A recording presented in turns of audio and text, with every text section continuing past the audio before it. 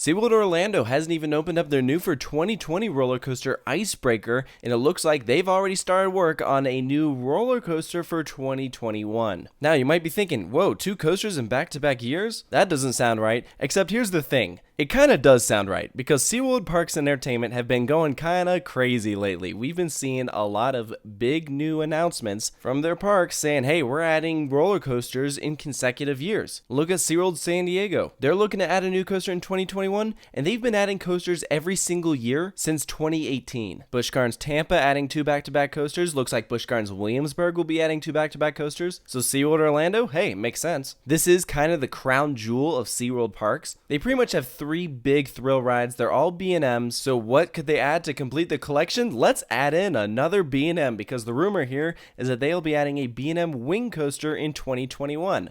Where does that sound familiar? I mean, not to toot my own horn or anything, but I saw this coming, guys. Check out this video I posted in 2016 and see what I said SeaWorld Orlando would get in 2021. And this would be so that they could add a B&M Wing Coaster in 2021. That'd be a great fit for the park. I imagine it'd probably have around 5 to 6 inversions. And of course, they'd probably incorporate a near-miss element. As for the theme, I'd love to see a penguin theme. Boom! How did I do that? I am like so surprised. I cannot believe that this is actually legitimately happening. I mean, I totally got the location wrong, but look, they even codenamed the project Penguin. What the frick is happening? Like, seriously, guys, I think I should go work for SeaWorld or something. But anyways, enough of that nonsense. Let's actually talk about this project. Now, this comes to us via Screamscape and the Coaster Kings. They both have some posts about it. I'll put the link in the description. You can go check out what they have to say. But essentially, they talk about how the park filed plans with Orange County that showcase a permit to begin work at the park. And they only applied for it a few days ago. It's in public record, so anyone can access it. And these guys went ahead and did that, and they found the specific boundaries that the project is expected to take place in. I'll show you here on Google Earth. Essentially, it is the entire front of the park. Now, if you've been to SeaWorld Orlando, there's a good chance that this is probably the one section of the park that you least remember, because this area is not memorable. It is nowhere near as well traveled as some of the other paths in the park. SeaWorld makes this loop around the lake and is on the side of the lake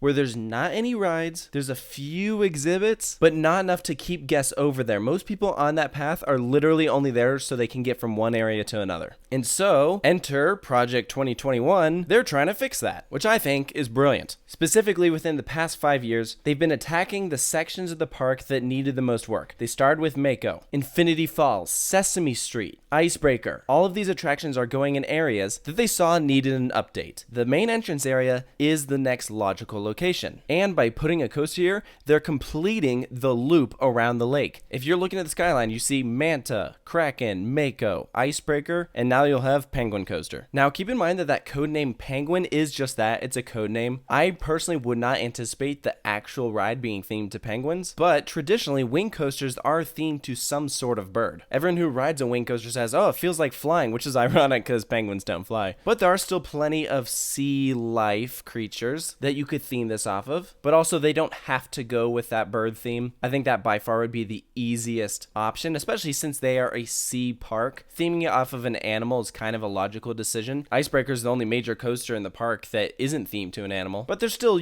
tying it in. So they could go that route. But Lance in his post actually brings up a pretty interesting point about how they had heard rumors that B&M was working on some sort of 4D design in the style of X2 or a Janica and put it on their wing coasters, which personally, just my 2 cents, I don't think that's going to happen. I don't think that there's any chance that that would come to SeaWorld, and honestly, I'm not even sure I see B&M doing something like that. They haven't been particularly innovative the past several years, and as cool as it would be to see B&M tackle something like this, I'm just not sure I see it happening. I would love to be proven wrong though. So as of right now, I would say don't plan on that. Probably just plan on traditional wing coaster if that is what we're seeing. If they are going with a B&M coaster, that is the logical option because there is not a wing coaster in Florida. Going with a B&M coaster that they don't have might not guarantee that they'd be the only park that would have that, because you also have B&M coasters located over at Busch Gardens, which is only an hour away. And you can also find a B&M coaster at Islands of Adventure. So if the people at SeaWorld are smart, they're thinking, what can we put in that would be original to our park? Nothing else in Florida would touch it. Well, wing coaster. There you go. The only other thing I could think of is it would be kind of neat to see them tackle an invert, especially since now that we've seen the fall of Dueling Dragons. You do have an invert over at Busch Gardens, but Islands Adventure proved that you can't have inverts in the same state and they work. But I still stand by my statement that I think a wing coaster is the more marketable ride, especially if they went with a launch. Now, we have not seen a launch wing coaster since Thunderbird, which to this day is the only launch wing coaster by B&M. And everyone I've talked to, everyone that's ridden it as well as other wing coasters says,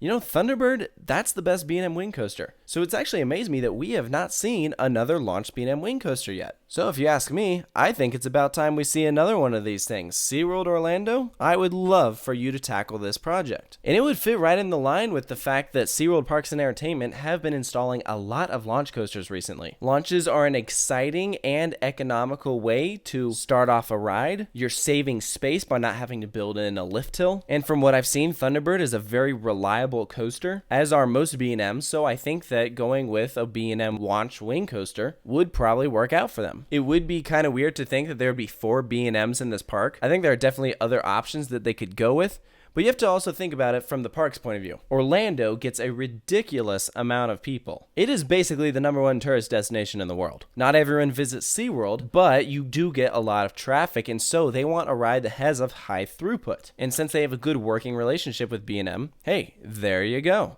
Now let's talk about this location, because we know the space, but you have to think, how can they work in this ride? If this were me doing this ride, I would for sure have some of the track go over the water. And personally, I think we can expect something like that. We aren't seeing anything like that with Icebreaker, but they did it with Mako. And I think with the wing coaster design, a swooping turn over the water, hey, it'd totally work. Furious Baco proved that. And it'd also help with the space, because I think it would be kind of weird if they fit all of the layout over the pathway. I mean, you have rides like Manta that are constantly swooping over the pathway, so I think we for sure can expect something like that. I don't think this ride will be like Icebreaker, where they fit it all onto one side and it doesn't really interact with the guests at all. I think this will be a coaster that you'll be able to walk under, and there's that visual spectacle. Even Mako has that to some extent. The big thing that I'm wondering is, will this mean we will be getting an all-new front gate at SeaWorld Orlando? I don't think SeaWorld Orlando has a bad front gate. It's very simple. It's cute. I wouldn't say it's very modern looking, but I don't think they necessarily need that. But let's say they decide to go with a Cedar Point style front gate. It'd be a very bold move, but hey, I mean, what a way to make a statement as you're entering the park. Even if you aren't doing it exactly the way Cedar Point did it, the way Carowinds did it was still very well done. So I think for this project, if they were able to tie in the new coaster as well as a front gate overhaul, I think you would change the entire image of this park. Yeah, they'd still be known for the animals, but now, when people enter SeaWorld, what's the first thing they're thinking of? Thrills. Big roller coasters. They still have the animals, but now they're putting an emphasis on the animal themes for their rides. So if you ask me, I think this is by far a win-win situation. Coaster fans are going to love it. I think it'll bring a lot more people to SeaWorld, offer them a unique experience that most guests visiting this park probably haven't experienced. Where's the next closest wing coaster to here? It might be Dollywood with Wild Eagle, and that's not close to SeaWorld. So as we hear more about this project, I'll be sure to let you guys know. I'll do another video on it maybe once we get an expected layout, if all this ends up coming true. And if it ends up not being a wing coaster and it ends up being something completely different, you know, that's okay too. I think there's a lot of different rides that could work well at this park. But as of right now, looks like we'll be seeing a B&M wing coaster. So I want to hear down below in the comments what you guys think of this. Are you excited at the park's rapid growth? Do you agree with the decision and placement of this ride? I'd love to hear your thoughts on all that. So be sure to hit that subscribe button if you're brand new to the channel so you can stay tuned for more updates. Thank you guys so much for tuning in, and I'll see you next time.